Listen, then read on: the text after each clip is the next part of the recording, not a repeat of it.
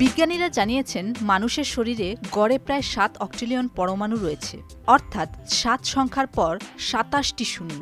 অবাক করার বিষয় হল এই পরমাণুগুলো কোনো এক তারকার ভেতর তৈরি হয়েছিল, যার বয়স কোটি কোটি বছর, আর তা সূর্য ও পৃথিবী তৈরি হওয়ার অনেক আগে বেঁচে ছিল এবং মারা গিয়েছিল। মানুষের রক্তে লোহা, হাড়ের ক্যালসিয়াম, ডিএনএতে কার্বন সবই সুপারনোভা নামক নক্ষত্রীয় বিস্ফোরণে তৈরি হয়েছিল। নক্ষত্রের মৃত্যুতেই নতুন প্রাণের স্পন্দন শুরু হয়, অর্থাৎ মানুষ মহাবিশ্বেরই সন্তান। আক্ষরিক অর্থে আমরা মানবাকৃতির মহাবিশ্ব। আমরা প্রত্যেকে আমাদের দেহে বহন করছি মহাবিশ্বের ইতিহাস। কোটি কোটি বছর আগে নক্ষত্ররা ভেঙে তার উপাদান মহাবিশ্ব জুড়ে ছড়িয়ে দিয়েছিল।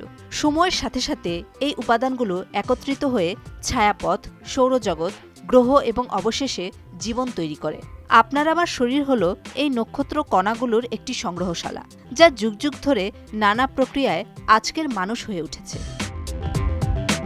তাই বলা যায় মানবজাতি মহাবিশ্ব থেকে আলাদা নয়, আমরা এরই ধারাবাহিকতা। আমাদের প্রতিটি নিঃশ্বাস, প্রতিটি হৃদস্পন্দন মহাপ্রাচীন উপাদান দ্বারা চালিত, যা নক্ষত্র, গ্রহ এবং মহাজাগতিক নানা ঘটনার মাধ্যমে অসংখ্যবার ব্যবহৃত হয়েছে।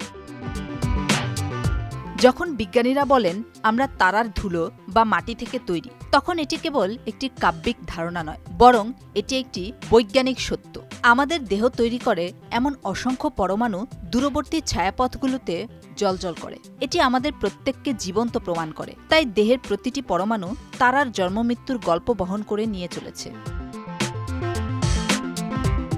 পরের বার যখন আপনি রাতের আকাশের দিকে তাকাবেন, মনে রাখবেন আপনি কেবল মহাবিশ্বের দিকে তাকাচ্ছেন না, বরং আপনি মহাবিশ্ব মানব রূপের মাধ্যমে নিজেকে অনুভব করছেন।